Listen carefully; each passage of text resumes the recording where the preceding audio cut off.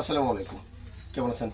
আশা করি দেশ এবং দেশের বাইরে পৃথিবীর যে যেখান থেকে ভিডিও পিজন ক্যানভাস এবং ভিডিও পিজন পেজের সাথে সম্পৃক্ত হয়েছেন প্রত্যেকে সুস্থ আছেন এবং ভালো আছেন। তো ভিউয়ার্স, কবুতরের কিন্তু এই মুহূর্তে ঠান্ডার একটা বেশ প্রকোপ রয়েছে, প্রচণ্ড পরিমাণে শীত পড়তেছে। তো শীতের কারণে ম্যাক্সিমাম কবুতর কিন্তু লফট ঠান্ডা আছে এবং আমার লফটে কিন্তু ঠান্ডা আছে। অনেক কবুতরই দেখবেন যখন যে কবুতর হা করে থাকতেছে বুঝতেছেন, অথবা নাক ধরে টিপ দিবেন।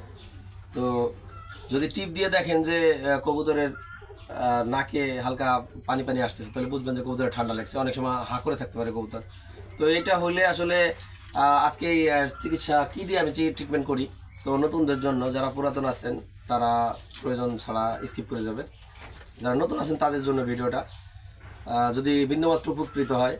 তো এই কারণে আমি আসলে কি ওষুধ দেই আমার সব কবুতরকে। আমার মোটামুটি 12-13 লিটার পানি প্রতিদিন লাগে কবুতরের, সব কবুতরকে দিতে। তো আমি আজকে আমি দিব। এর আগে এই যে নাপা দিতে পারেন, শীতের কারণে যে নাপা, দেখেন নাপা স্রাপ পাওয়া যায়। তো এই নাপা স্রাপ লিটারে 1 ml, এবং এই যে অ্যাডোবাস, এটা খুবই ভালো মানের ওষুধ। অ্যাডোবাস দেখেন, আপনারা অ্যাডোবাসটা দিতে পারেন, নাপা অ্যাডোবাস। তো এর সাথে আমি আরও 1 মুটকি কার্মিনা দিই, কারণ কার্মিনা সবসময় হজম শক্তি বৃদ্ধি করে।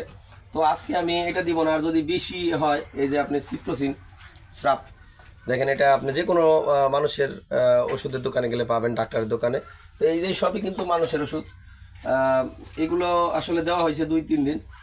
আজকে আমি একটু ডোজ বাড়ায় ডক্সিক্যাপ, এই যে ডক্সিক্যাপ, ডক্সিন 100, ডক্সি এ, এগুলো সবই কিন্তু মানুষের ওষুধ। প্রতি লিটারে 1টা করে দিবেন। তো আজকে আমি কিন্তু ডক্সিক্যাপ দিব। এখানে 10টা 1 পাতা আছে, আমার প্রায় 12-13 লিটার পানি লাগে। তো আমি 12 লিটার পানিতে কিন্তু আজকে 10টা ডক্সিন 100 বা ডক্সিক্যাপ দিব। তো কিভাবে দিবেন আমি সেই জিনিসটা একটু দেখাইতেছি। এই ওষুধগুলো কিন্তু এই যে খোলা যায়, খুলে এটার পানির মধ্যে দিবেন। তবে একটা জিনিস কি, আপনি শীতের সময় কিন্তু কবুতরগুলো অনেকটা ঘিরে ঘিরে রাখার দরকার, চেষ্টা করবেন, যাতে সবসময় আলো বাতাসটা রাতের বেলায় বেশি একটা বাতাস না ঢুকতে পারে। কারণ বাতাস ঢুকলেই কিন্তু আপনার কবুতর বেশি অসুস্থ হয়ে যাবে। আর এই কবুতরে সাধারণত এই ঠান্ডার সমস্যাটার কারণেই কিন্তু কবুতর মারা যায়। আমার কিন্তু এবার লফটের 4-5টা কবুতর অলরেডি মারা গেছে এই ঠান্ডার সমস্যার কারণে। তো সেই ক্ষেত্রে এই একটা বিষয় সতর্ক থাকবেন যে আপনারা কবুতর যারা পালেন, যারা পুরাতন আছেন তারা তো জানেনই, কিন্তু যারা নতুন তাদের উদ্দেশ্যে বলি, এই শীতের সময় একটানা ডক্সিক্যাপ বা ডক্সিন 100 একটা কোর্স হিসেবে দিবেন। কোর্স হিসেবে বলতে আপনারা কমপক্ষে 3 দিন অথবা 5 দিন অথবা 7 দিন দিবেন। ওই 1 দিন দিয়ে কিন্তু এটা শেষ করবেন না, কারণ এটা অ্যান্টিবায়োটিক জাতীয় ওষুধ। তো ঠান্ডার ওষুধ বা যে কোনো ওষুধ দিলেই 3 দিন, 5 দিন, 7 দিন করে দেওয়ার চেষ্টা করবেন। তো এইভাবে প্রত্যেকটা ওষুধ কিন্তু খুলে খুলে ভিতরের যে আসলে পাউডারটা আছে, এই পাউডারটা পানির মধ্যে দিয়ে গুলিয়ে নিতে হবে। তো গুলিয়ে নিয়ে কিন্তু আপনারা যদি 3 দিন, 5 দিন, এটা আপনার কবুতরের ঠান্ডার উপরে মানে ডিপেন্ড করে যে কি পরিমাণ ঠান্ডা আপনার কবুতরে আছে।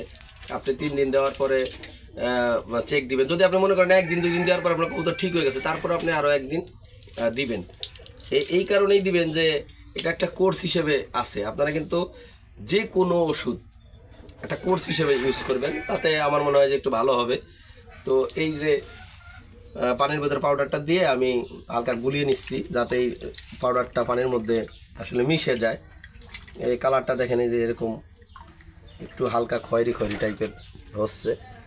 তো সুন্দর করে গুলিয়ে নিয়ে আমি কিন্তু আমার এই যে ব্রিডিংয়ের কবুতর এবং এই পাশের যে লফটের কবুতর, এদেরকে আজকে দিব। কারণ আমার ঠান্ডাটা কমে গিয়েছিল, কিন্তু তারপরে আবার বেশ পরিমাণ ঠান্ডা কিন্তু অলরেডি আমি দেখতে পাচ্ছি আমার কবুতরের। কালকে দেখলাম 2-4টা কবুতর কাশতেছে।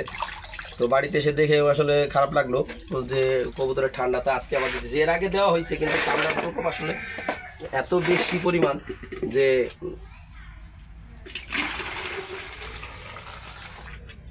তো ঠান্ডার ওষুধগুলো তো প্রথমে আমি ব্রিডিংয়ের কবুতরগুলোকে দিতেছি। আসলে পানিটাকে যদি আপনারা যত সম্ভব পারেন যে রাতে নামিয়ে রাখবেন। ব্রিডিংয়ের খাসার যে কবুতর, এটা আসলে সন্ধ্যার বেলায় যদি নামিয়ে রাখতে পারেন সবচেয়ে ভালো হয়, কারণ এই ঠান্ডা পানিটা সকালবেলা খেলে কিন্তু ঠান্ডাটা আরও বেশি বাড়তে পারে। আমি আসলে গতকালকে আস্তে আস্তে আমার অনেক রাত হয়ে গেছিলো, তাই এই পানিটা চেঞ্জ করতে পারি নাই।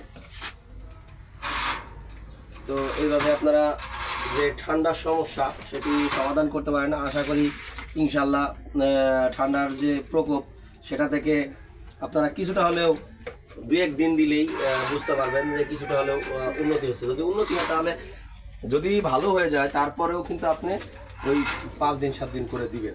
একটা জিনিস মনে রাখবেন, কবুতরকে আপনি যতটা ফিডব্যাক দিবেন আপনার কবুতর কিন্তু আপনাকে ততটাই ফিডব্যাক দিবে। এ ডিম বাচ্চা ভালো করবে বা ভালো ফ্লাইং করবে। আর ঠান্ডা থাকলে কবুতর সাধারণত কিন্তু উড়াইতে পারবেন না।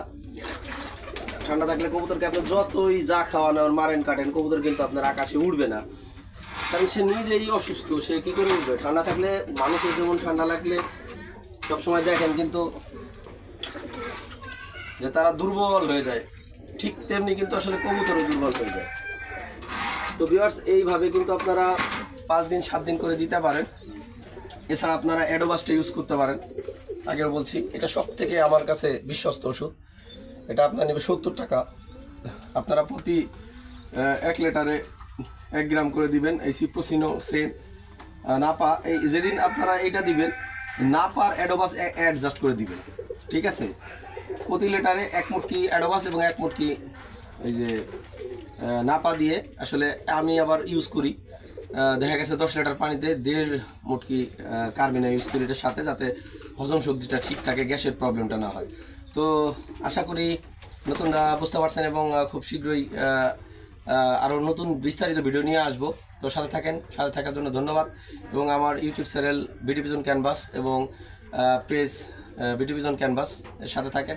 সকাল ভালো থাকবেন, সুস্থ থাকবেন। আল্লাহ হাফেজ।